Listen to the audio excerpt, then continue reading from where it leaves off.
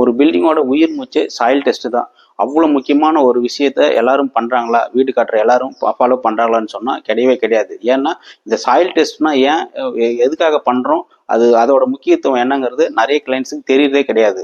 அதனால அந்த soil test இல்லாமல் பண்ணுறதோட எஃபெக்ட் என்னங்கிறத நம்ம பார்க்க போகிறோம். ஒரு சாயில் டெஸ்ட் இல்லாமல் பண்ணுற ஸ்ட்ரக்சர் டிசைனே வந்து ஃபெயிலியர் தான். செகண்டு, நம்ம ஃபியூச்சரில் வந்து நம்ம ஆல்ரெடி கட்டியிருக்கோம், இப்போ வந்து கிரவுண்ட் ஃப்ளோர் ஃபர்ஸ்ட் ஃப்ளோர் கட்டியிருக்கோம் அப்படின்னு சொன்னால் அதுக்கு மேலே வந்து 1-2 ஃப்ளோர் எக்ஸ்டெண்ட் பண்ணலாம் அப்படின்னு சொன்னால் அது சேஃப்டி இல்லை. தேர்டு வந்து பார்த்தோம் அப்படின்னா, நம்ம மேஜராக வந்து ஒரு பில்டிங்கில் கிராக்ஸ் வர்றதுக்கு ரீசனே வந்து சாயில் டெஸ்ட் பண்ணாமல் பில்டிங் கட்டுறது தான். ஃபோர்த்து, சாயில் டெஸ்ட் பண்ணாமல் நாமளாக ஒரு ஸ்ட்ரக்சரை டிசைன் பண்ணி பண்ணுறதுனால ஸ்டீல் வந்து தேவைக்கு அதிகமாக செலவு பண்ணுற மாதிரி வருது. அதனால பில்டிங்கோட எஸ்டிமேட்டே வந்து ஜாஸ்தியாக செலவாகுது. இந்த மாதிரி நீங்கள் ஒரு புதுசாக ஒரு பில்டிங் பண்ணுறீங்க, உங்களுக்கு சாயில் டெஸ்ட்டோட இம்பார்ட்டன்ஸ் என்னன்னு சந்தேகமாக இருக்குது அப்படின்னு சொன்னால் எனக்கு கால் பண்ணுங்கள். ஃப்ரீ கன்ஸ்ட்ரக்ஷன் டிப்ஸ் வேணும் அப்படின்னு சொன்னால் நம்ம சேனலை ஃபாலோ பண்ணுங்கள்.